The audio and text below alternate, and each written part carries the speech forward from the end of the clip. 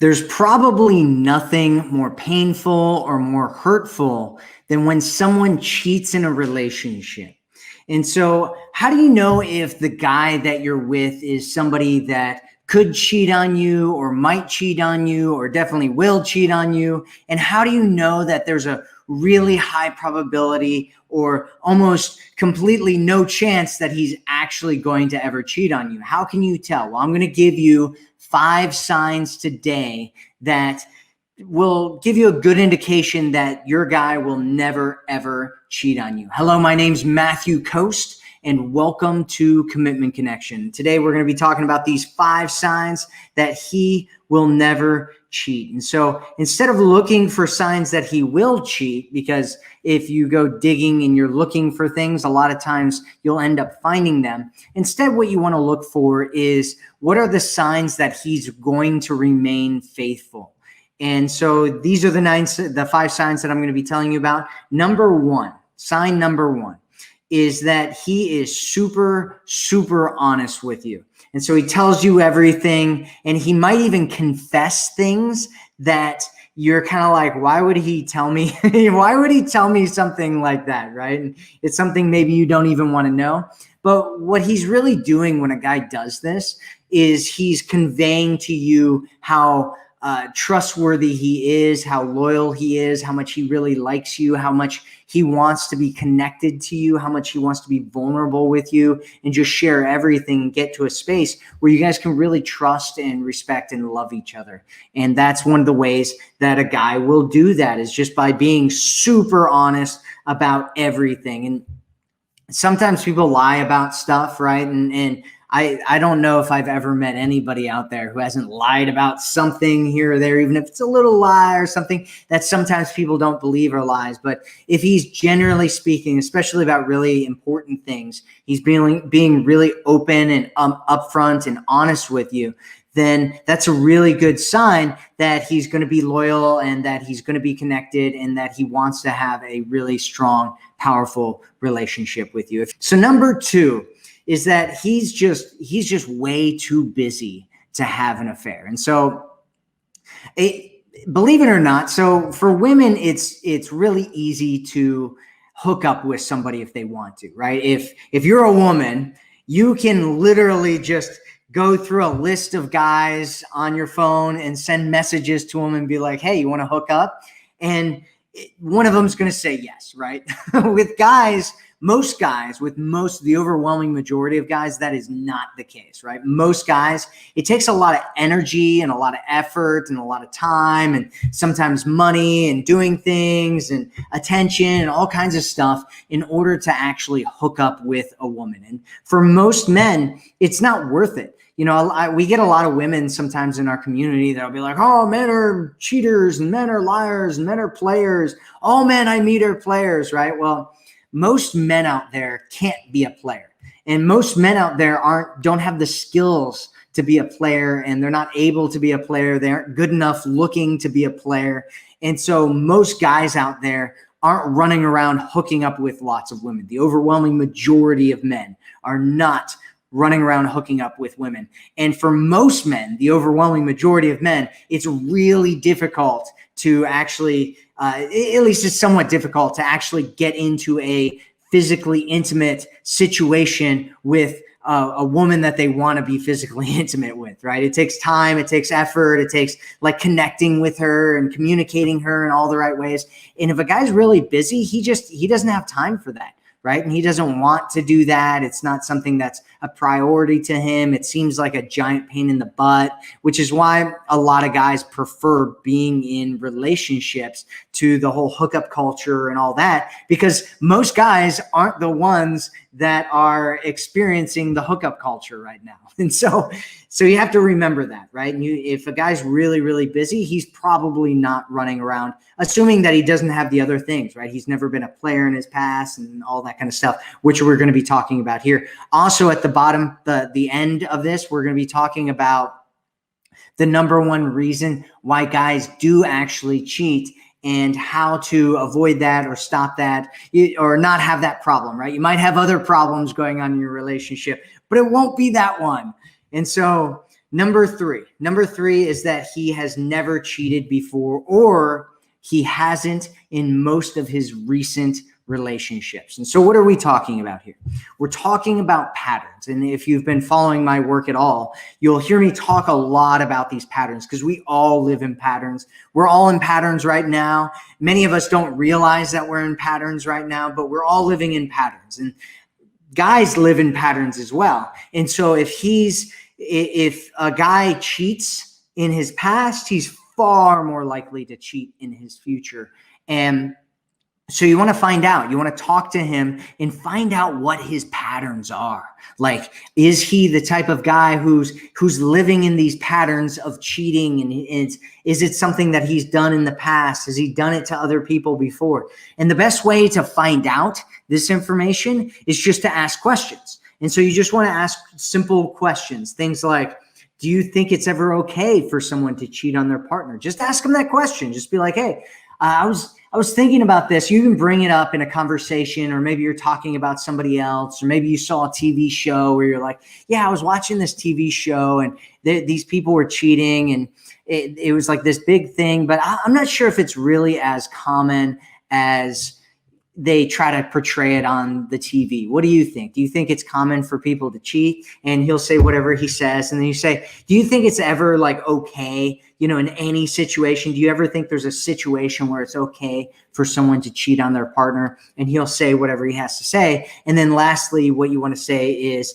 have you ever cheated on someone before? Have you ever cheated on someone before? No judgment. Just tell them no judgment here. We all get into weird situations, but have you ever cheated on someone before?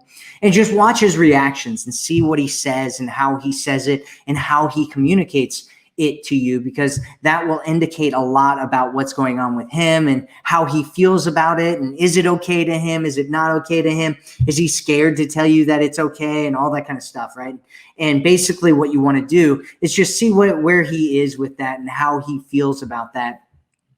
And you'll learn a lot about what's going on with him. And the reason that I actually mentioned that he hasn't in most recent relationships is because sometimes people cheat when they're younger, right? And they're more immature and they're kind of in this space where they're like, a lot of women get really angry at men. A lot of guys get really angry at women when they're younger because they get cheated on, right? Like my first relationship that I ever had, I was cheated on by my girlfriend. And so I was angry after that. And a lot of guys experience similar things like that.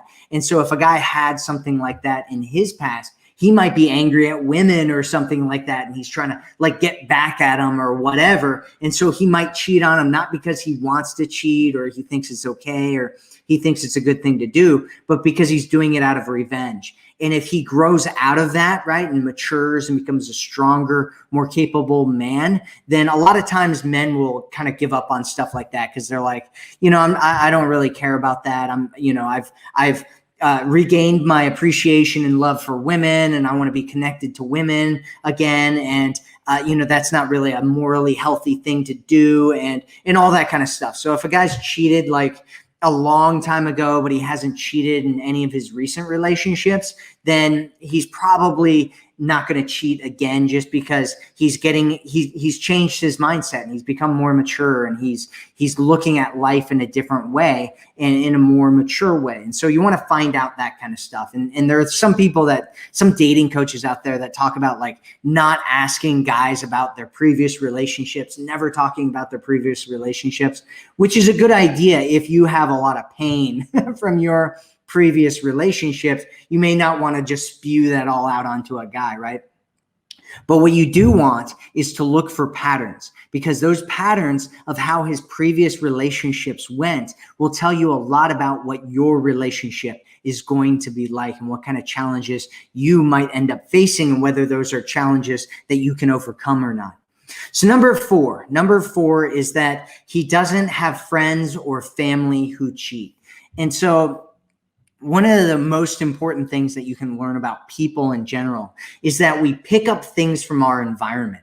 And so if he comes from a culture of cheating, right? So for instance, there are a lot of like Latin American cultures where men cheating in those cultures is a normal and natural thing for a lot of guys to do. I had some friends from Mexico when I was going to college, and some of those guys were like, yeah, every guy does that, right? Guys cheat until they find the right girl, and you're like, I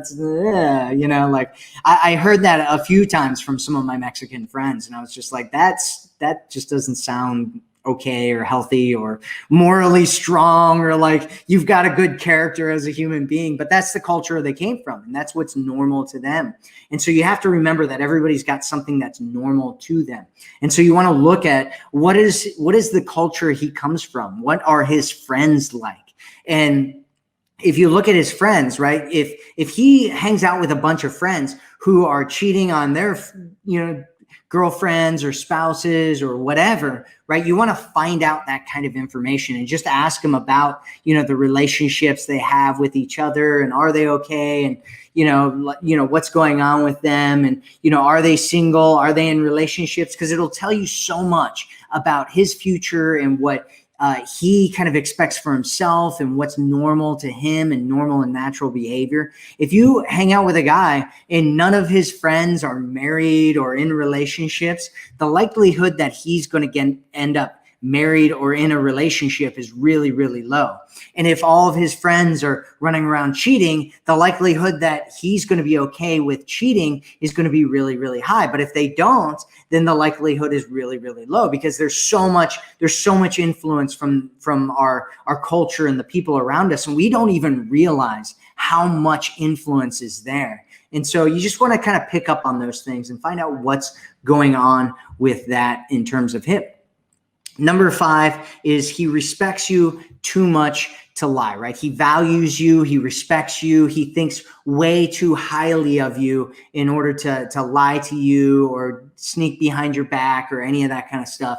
And, I wouldn't put too much value around the idea of, are you valuable enough to him for him to necessarily lie or not lie, right? A lot of that has to do with him and who he is as a human being. But all of us get into situations, right? There's like these situations where if you were put in that situation, you might do something differently than what you normally would do. For instance, let's say that you believe that it's never okay to kill somebody, but you're put into a situation where you're at home and you have some people coming into your house. They're breaking into your house with guns or knives or something like that, and they're threatening your family or your children or your loved ones or something like that. Would, in that scenario, you be okay with hurting someone or killing someone when you normally wouldn't be?